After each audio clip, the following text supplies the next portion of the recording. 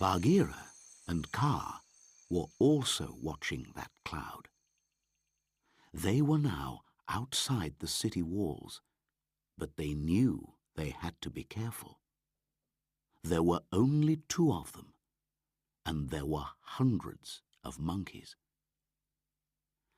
"They are over there by that house, talking about the boy," said Bagheera.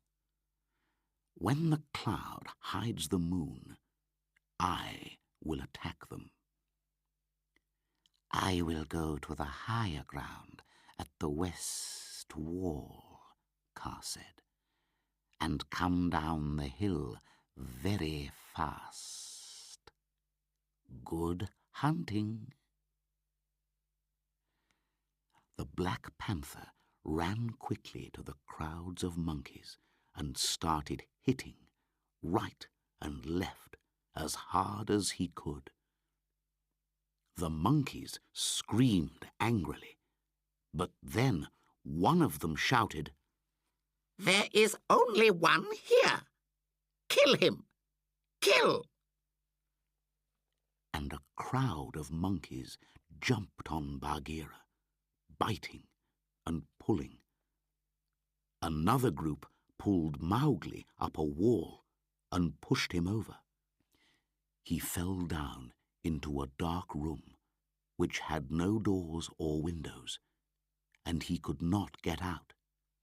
"Stay there," shouted the monkeys, "until we have killed your friend, and then we will play with you, if the snakes leave you alive." Mowgli heard hissing sounds in the darkness around him. "We are of one blood, you and I," he said, quickly giving the snake's call. "Sss," the snakes replied. "We will not bite you, but stand still, little brother, because your feet can hurt us." Mowgli stood very still and listened to the fight around Bagheera. For the first time ever, the big panther was fighting for his life. Then Mowgli remembered something.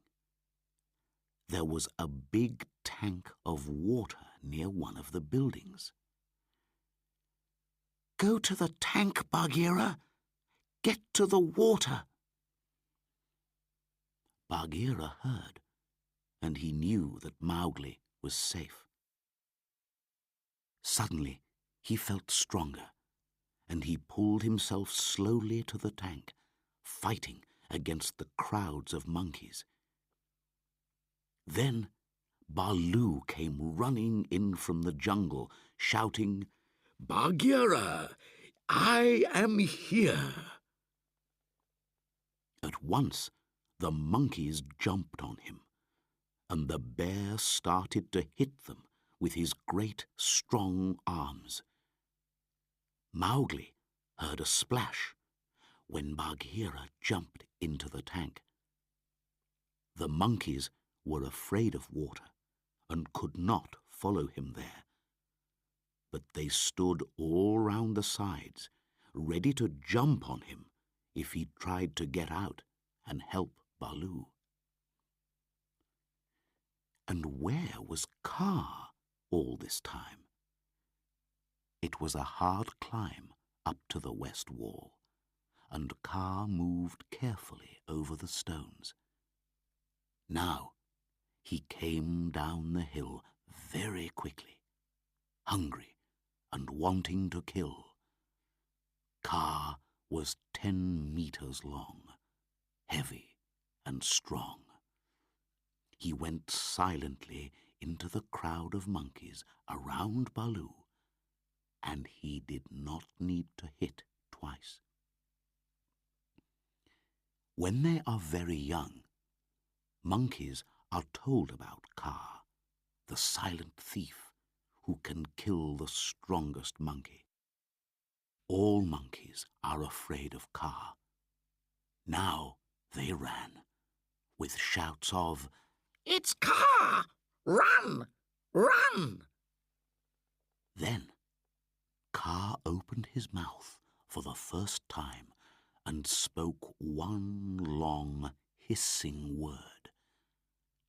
The monkeys were suddenly silent and still, and nothing moved in the city. Bagheera pulled himself out of the tank. "Get the man-cub out and let us go," he said. "I can't fight any more, and the monkeys will attack us again." "They will not move until I tell them to move," said Kaa. "Oh, we must thank you, Kaa. We could not do it without you," said Baloo. "I am happy to help. Where is the man-cub?" said Kaa. "Here, in this room, but I cannot get out." "Take him away," called the snakes around Mowgli. "He dances around too much, and he will stand on us." "Stand back, man-cub," said Kaa. "I will break the wall."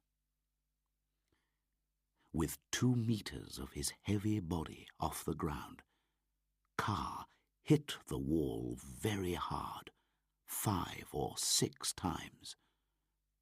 A hole opened, and Mowgli jumped quickly through it. He ran and put his arms around Baloo and Bagheera. "Are you hurt?" asked Baloo. "Not much," said Mowgli, "but the Bandar log have hurt you badly, my friends." "It is nothing," said Baloo. "But you must thank Kaa. He has done much for you tonight." Mowgli turned and saw the head of the great python. "So this is the man-cub," said Kaa. "He is like the Bandar log, but not the same. Be careful, man-cub, that I do not make a mistake when I am hunting monkeys." "We are of one blood, you and I," Mowgli answered. "You have given me my life tonight. When I kill, it will be for you, if you are hungry." "Well spoken," said Baloo. "You are brave, young man," said Kaa, "and you speak well.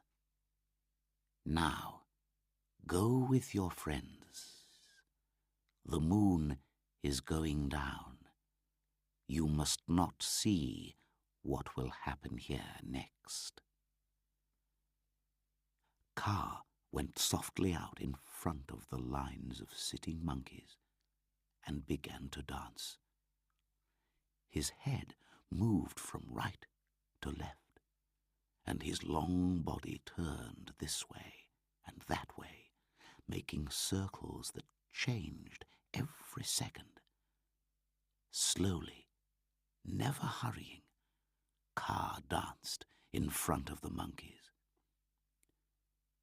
Baloo and Bagheera stood and could not move. Mowgli watched and did not understand. "Bandar log," said the deep voice of Kaa at last. "Can you move?" "Without a word from you, Kaa, we cannot move." "Come nearer to me," said Kaa. The lines of monkeys came nearer, and Baloo and Bagheera walked forward too. "Nearer," hissed Kaa, and they all moved forward again. Mowgli put his hands on Baloo and Bagheera to get them away, and the two animals woke up. "Keep your hand on me, Mowgli," whispered Bagheera, "or I will go back to Kaa and walk into his mouth." "It's only old Kaa dancing," said Mowgli. "Let us go." And the three of them went away into the jungle. "A python's dance is dangerous to watch," said Baloo. "Even for us. Kaa will have good hunting tonight." "And now, Mowgli," said Bagheera angrily, "Baloo and I have fought hard for you. The monkeys have bitten us and pulled us and hit us, and all this, Man-cub, was because you played with the Bandar log." "It is true," said Mowgli sadly. "I am a bad Man-cub." "The law of the jungle says we must punish you," said Bagheera. Baloo was happy that Mowgli was safe and with them again, but he could not speak against the law. "It is right to punish me," said Mowgli. "I did wrong." Bagheera hit him. Very softly for a panther, but very heavily for a little boy. Mowgli did not cry. "Now," said Bagheera, "jump on my back, little brother, and we will go home." One of the good things about jungle law is that after you are punished, the matter is finished.